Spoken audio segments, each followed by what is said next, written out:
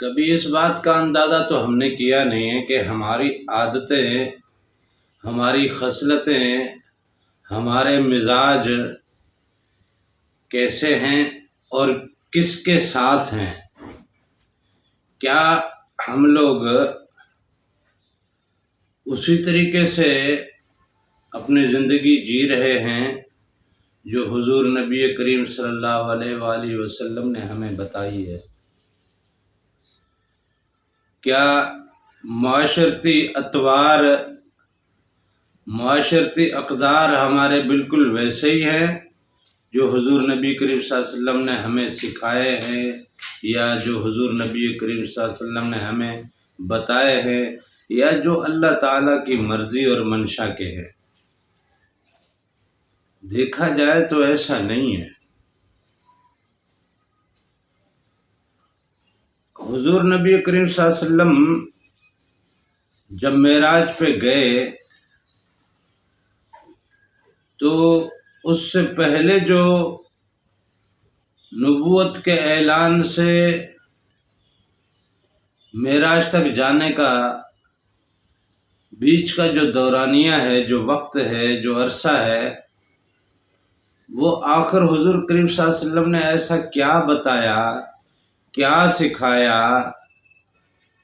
آخر ایسا کیا کیا کہ مسلمان ہونے کے بعد وہ لوگ وہ عمل کرتے تھے؟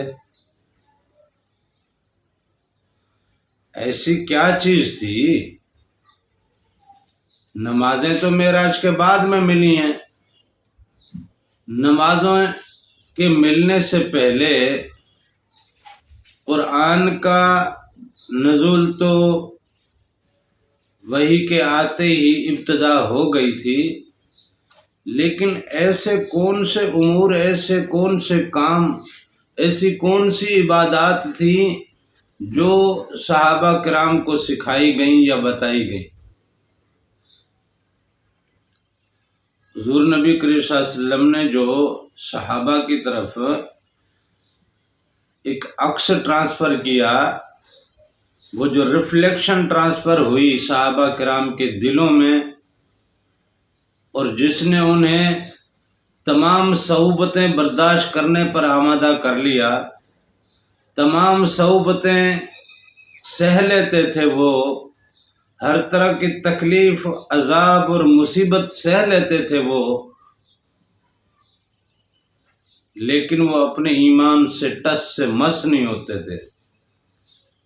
دنیا داری ان کے اندر سے ایسی گم ہوئی کہ وہ اپنے کاروبار تک کو توجہ نہیں دیتے تھے۔ حضرت ابو بکر صدیق رضی اللہ تعالیٰ عنہ نے کتنے ہی غلاموں کو آزاد کروایا، حضرت عثمان غنی نے کتنے غلاموں کو آزاد کروایا، اور اس طرح کے باقی دوسرے صحابہ جو غلامی میں رہ کے بھی درد سہتے، اذیتیں سہتے، تکلیفیں سہتے، وہ آخر کیا تعلیمات تھیں، آخر وہ کیا چیز تھی کہ جس نے انہیں ایک سیسا پلائی ہوئی دیوار بنا دیا، پہاڑ کی طرح اور چٹان کی طرح مضبوط کر دیا، اور دنیا کی تمام چیزیں ان کے سامنے خس و خاشاک بن گئیں، ہر درد ان کے سامنے خس و خاشاک بن گیا، ہر تکلیف ان کے آگے خس و خاشاک بن گئی، ہر اذیت ان کے آگے کوئی معنی نہیں رکھتی تھی۔ وہ ہر درد سے، ہر تکلیف سے، ہر اذیت سے، ہر طرح کے جبر اور ظلم اور زیادتی سے وہ ٹکرا جاتے تھے، اور ان کا ایمان ذرا سا بھی اپنی جگہ سے ہلتا نہیں تھا۔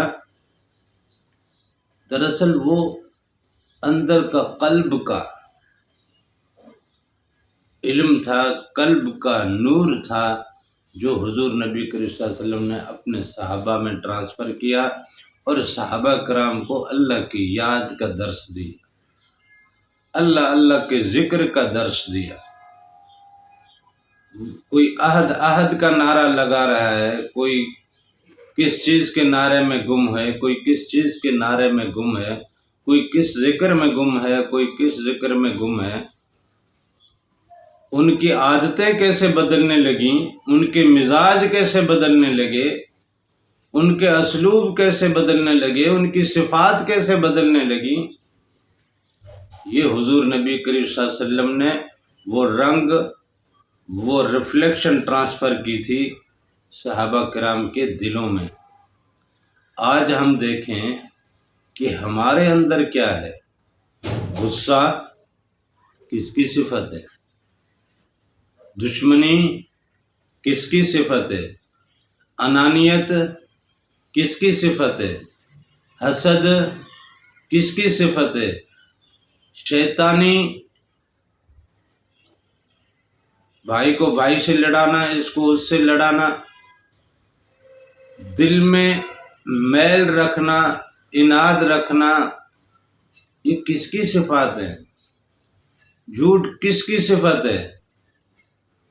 ریاکاری کس کی صفت ہے؟ یہ جس کی صفات ہیں اسے تو ہم مردود کہتے ہیں، اسے تو ہم رذیل کہتے ہیں، اسے تو دھتکارا ہوا مانا جاتا ہے۔ اب جب دھتکارے ہوئے کے خصائل ہمارے ذات میں آئے، یعنی ابلیس کی خصائل، شیطان کی خصلتیں اور اس کے اوصاف ہماری ذات میں آ کے بیٹھے، تو ہم بھی دھتکارے ہوئے ہو گئے، ہم بھی رذیل ہیں، ہم بھی محروم ہیں، ہم بھی محکوم ہیں، ہمیں دنیا نے اپنی درباروں سے نکال دیا، دنیا نے ہمیں اپنے پیر کی ایڑی کے نیچے، جوتے کی نوک کے نیچے رکھا ہوا ہے۔ یہ ہماری حالت صرف اس لیے ہے کہ ہماری زبانوں پہ بھلے اللہ اللہ ہو، ہماری مسجدوں میں بھلے نمازیں ہوں، ہمارے گھروں میں قرآن کی تلاوت بھی ہوتی ہو، لیکن ہمارے اوصاف جس کے ساتھ میچ کرتے ہیں تو ہمارے میں رنگ بھی اس کا ہی آئے گا نا۔ اور جس کا رنگ ہمارے اوپر آ رہا ہے وہ مردود ہے تو ہم بھی مردود ہیں، وہ ملعون ہے تو ہم بھی ملعون ہیں، وہ دھتکارا ہوا ہے تو ہم بھی دھتکارے ہوئے ہیں۔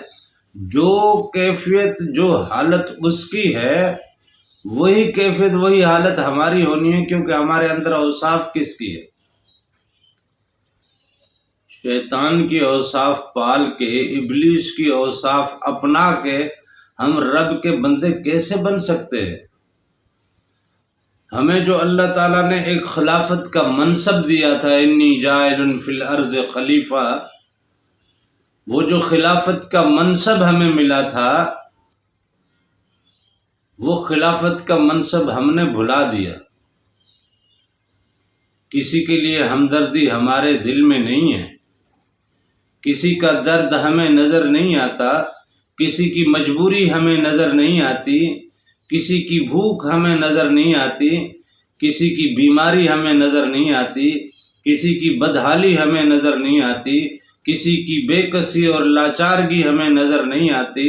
ہم ان ساری چیزوں کو روند کے نکل جاتے ہیں۔ اگر کوئی مجبور مل جائے ہمارا اس کے اوپر زیادہ زور چلتا ہے، کوئی لاچار مل جائے ہمارا اس کے ساتھ رویہ اور زیادہ سخت ہوتا ہے، کوئی ذرا ہم سے، ہمارے اسٹیٹس سے ذرا ہمیں ہلکا نظر آ جائے، ہم پوری کی پوری چڑھائی کر کے اس کے اوپر اسے روند کے نکل جاتے ہیں۔ اس کا حق کھانے میں، اس کے ساتھ ناانصافی کرنے میں، اس کے ساتھ زیادتی کرنے میں، اس کے ساتھ جتنا ممکن ہوتا ہے ہم جبر اور ظلم کر جاتے ہیں۔ یہ ساری چیزیں ہماری صرف اس لیے پروان چڑھ رہی ہیں کہ ہمارے اندر کی صفات ابلیسی ہے، ہمارے اندر کی صفات جو ہے، ہماری ذات کی صفات جو ہے وہ شیطانی ہے۔ شیطان نے ہمیں اپنا غلام بنا کے رکھا ہے، بھلے مسجدیں آباد کرتے رہیں، بھلے محراب یہاں پہ سجتے رہیں، مزاج ہمارا کیا ہے؟ وہ جس رب نے اپنے بندے کو साहिबान दिया हमने उसका छीन लिया। वो रब जिसने अपने बंदे को रिज्क दिया हमने उसका रिज्क छीन लिया। वो रब जिसने उसके लिए जिंदगी के मामलात और आसानियां और चीजें रखी हमने वो सारी उससे छीन ली। तो हम खिलाफत का हक तो अदा कर नहीं रहे, तो हम अल्लाह के खलीफे तो रहे नहीं। जब हम अल्लाह के खलीफे नहीं हैं तो फिर हम शैतान के खलीफे हैं। पहले भी जिक्र किया था कि किसी को खाना खिलाना ये अल्लाह की वस्फ है, ये सिफत अल्लाह की है। ये सिफत जब हमारे अंदर पैदा होगी तो हमारे अंदर अल्लाह का रंग पैदा होगा। रहम करना, दरगुजर करना, अता करना, बख्श देना, माफ करना, दरगुजर करना, ये अल्लाह ताला की औसाफ है। अगर ये चीज़ें हमारे अंदर पैदा होंगी तो अल्लाह की औसाफ हमारे अंदर पैदा होंगी। जब अल्लाह की औसाफ हमारे अंदर पैदा होंगी तो अल्लाह का रंग हमारे अंदर पैदा होगा। वमन अहसन मिनल्लाहि सिबगा, तो अल्लाह के रंग से बेहतर किसका रंग हो सकता है। लेकिन आज हम किसके रंग में रंगे हुए हैं, किसके रंग में ढल चुके हैं, किसकी औसाफ अपना चुके हैं, किसका मिजाज अपना चुके हैं। हम अपने रब की खिलाफत वाला ना तो मसनद अपनाया है, ना ही हमने अपने हबीब का उसवा अपनाया है। तो हमारी मुसलमानी कहाँ की, हमारा कलमा कहाँ का, हमारी नमाजें कहाँ की, हमारा दीन कहाँ का, और हमारी ये बातें कहाँ की। ये तो फिर मुनाफिकत है, ये तो फिर मुनाफिकत है, माजरत के साथ ये फिर मुनाफिकत है। रिश्ता किसी और से जोड़ के बतलाना, लेकिन रिश्ता किसी और के साथ जोड़ के रखना मुनाफिकत तो है। अल्लाह ताला से दुआ है कि मुझे और आपको मुनाफिकत से बचाए, अपने और अपने हबीब के इश्क की दौलत नसीब करे। आमीन। जज़ाकल्लाह।